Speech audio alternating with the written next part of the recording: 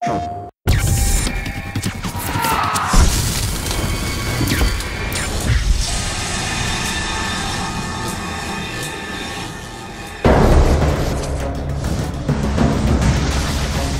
really excited about Infamous because as a player, I am one of those people who wants to be able to just go everywhere. And when we say that it's an open world game, we mean that in 3 dimensions.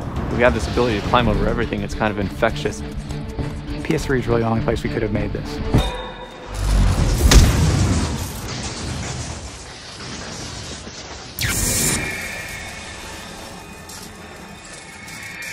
PlayStation 3 is kind of like a very deep well, and I have never seen the bottom of it yet, performance-wise. So it's a pleasure to have that freedom, to create a game where you're really limited by your imagination and the hardware is not this roadblock that it used to be.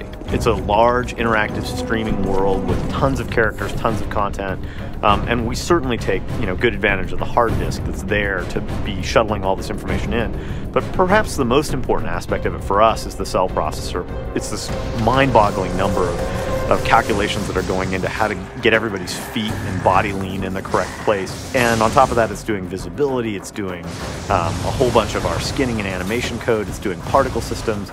And all of this stuff has been crafted and created to run specifically on the cell processors. There are layers and layers of animations. It's something that the PlayStation 3 and our engine actually allows us to really take advantage of. It's just layering those and not having to worry about the overhead associated with that. Allows us to do some very creative things and some very expressive things. We really needed to have the power of the PS3 there. All the bandwidth we get out of the RSX graphics chip, the capacity, the Blu-ray. When we're making this game for the PS3, we're constantly amazed by how much the technology allows us to add a lot more. It's cool.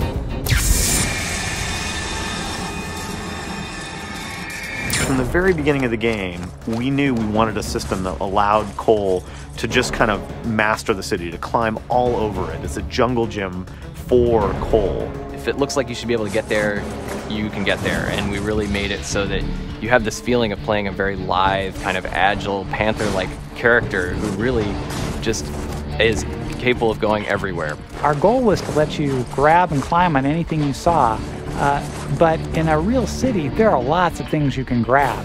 We have a debug mode in the game where you can turn on little displays to show you everything that Cole might grab, and it's amazing. As he moves along the rooftops, there's a sort of rhythm to his actions, and as a player, you feel it. You zip along, you jump, you repulse gravity a little bit, you grab onto a bit of a building, climb up, see an enemy, blast them off the rooftop, and keep going. And it's really addictive. Cole was an urban explorer before the blast, so he already had some physical abilities to climb, and he was obviously brave enough to do it. But now that he's electrically powered, he's even more able to take advantage of that. It kind of amps him up even more. We had to work really, really hard on figuring out what the player really intended when they're jumping through the air. Are they actually trying to grab that ledge, or are they trying to grab the ledge next to that? We call it reading the player's mind through his thumbs. We've been pretty successful with it, and it makes the game really fun to play because it doesn't feel like you're using the controller. If we do our job right, then the controller disappears. You don't think about it at all. You just do what you want to do, and it happens. If you had control of electricity, what would you do? One of the reasons we decided to make Cole an electrically based superhero is that electricity is all around you when you're in the city. You see power lines everywhere. You see light poles. You see, junction boxes on the wall. So wherever Cole goes, he's kind of really in his milieu. And our character draws electricity out of the power grid, and it fuels his powers. And of course, because we chose electricity, we could go really deep on that one subject. We've modeled all the metal in the world to conduct electricity, to jump between objects and zap people, zap enemies. We knew we really wanted him to be able to do these when hanging off the side of a pole, when standing on a bar, balancing on a bar, even when hanging from the edge of a ledge. And so we really put a premium on making sure that he could do all those things and he could fluidly move from jumping and landing to immediately shooting. What we chose to do was pick the power for the hero around what would be really fun in a video game context, and then build the world and the guy's personality and everything around that one choice. Because we're making a superhero game, or a guy with superpowers, it really seemed like we need to give you this opportunity to be heroic, to make choices that were sort of for the greater good, at the expense of maybe something you might want. And for you to make a choice that feels heroic, you need to be given the option to be a total jerk, to be selfish. Otherwise, there is no choice.